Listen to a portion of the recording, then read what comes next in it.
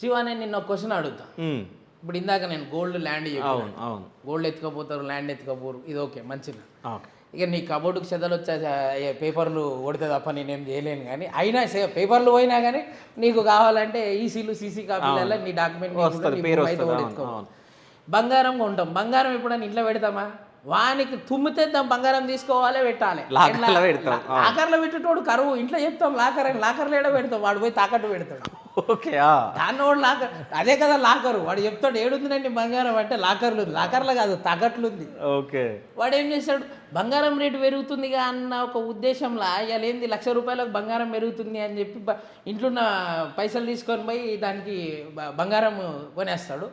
మళ్ళీ ఏదైనా కష్టం రాగానే తీసుకొని పోయి దాన్ని ₹2 ₹3 మిత్తికి తీసుకొని పోయి గోల్డ్ లోన్ తీస్తాడు. ఇక నువ్వు ఏం చేసినట్టు? ఇప్పుడు ఈడ బంగారం రేట్ ఎంత పెరుగుతుందో దీన్ని ఇంతమంది నువ్వు మిత్తి కడుతున్నట్టే.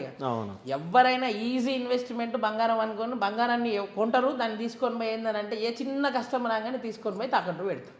అంటే ఈజీగా నీకు కనిపించే ఏదైతే ఉందో ఇది పెట్టేసేయాలి, మన అవసరం తీర్చేసుకోవాలి. ల్యాండ్ ఉందనుకో దాన్ని ఎవరు ఇది చేయలేరు, దాన్ని పెద్దగా ఏమి ఇది చేయలేము కనుక అది ఫిక్స్డ్ అసెట్. దాని గురించి మన మైండ్ అటు పోదు. రేపు అమ్ముకుందామన్నా కానీ ఇలా 5,000 కొన్నా ఇంకో సంవత్సరం 2 సంవత్సరాలకు 8,000 9,000 10,000 అవుతూ ఉంటుంది. ఫిక్స్డ్గా వచ్చినా కానీ మళ్ళీ నీ అవసరాలు ఏవైతుంటాయో దాన్ని అమ్ముకున్నా కొంచెం డబ్బులు వాడుకొని మళ్ళీ ఇంకెక్కడన్నా తక్కువ రేటు ఉన్న కాడ ఇన్వెస్ట్ చేసుకుంటే అది మళ్ళీ ఇంకో 4 రోజులు కాగానే కల్పవృక్షం లెక్క పెరుగుతూనే ఉంటుంది. సో ల్యాండ్ అనేది బెటర్ ఇన్వెస్ట్మెంట్. చాలామందికి అవేర్నెస్ లేక ఏందని అంటే టీవీలల్లో పేపర్లల్లో డైలీ గోల్డ్ రేటు పెరుగుతుంది అనేవారికల్లా మన మధ్యతరగతి వ్యక్తులు ఆ గోల్డ్ మీదకి అనేది బాగా మొగ్గు చూపించి ఆ ఇన్వెస్ట్మెంట్ అంతా తీసుకొని పోయి దానికి పెట్టి మళ్ళీ దాన్ని తీసుకొని పోయి తాకట్టుకు పెడతారు. ఓకే, ఇది జరుగుతుంది.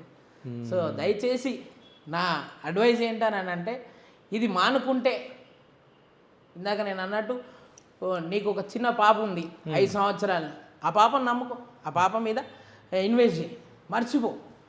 నువ్వు స్టాక్ మార్కెట్లో ఇన్వెస్ట్ చేస్తున్నావు, ఇది రియల్ ఎస్టేట్, భూమి మీద ఇన్వెస్ట్ చేస్తున్నావు. స్టాక్ మార్కెట్లో ఇన్వెస్ట్ చేసినావు అనుకో అప్స్ అండ్ డౌన్స్ ఎలా రాత్రి వండుకుంటావు, పొద్దున కనబడితే సుక్కలు కనబడతాయి, లేకపోతే సుక్కల్లో చంద్రుని అవుతావు. నీకు ల్యాండ్ మీద ఇన్వెస్ట్ చేసి పర్మనెంట్ డ్రీమ్లో నీకు పర్మనెంట్ స్టార్స్ కావాలా, లేకపోతే ఇందాక నేను స్టాక్ మార్కెట్లో సుక్కలు కావాలా, లేకపోతే సుక్కల్లో చంద్రుని కావాలా అన్నది నువ్వు ఆలోచన చేసుకో. నాకు తెలిసిన బెటర్ ఇన్వెస్ట్మెంట్ ఈసే ల్యాండ్ అని నేను అంటాను.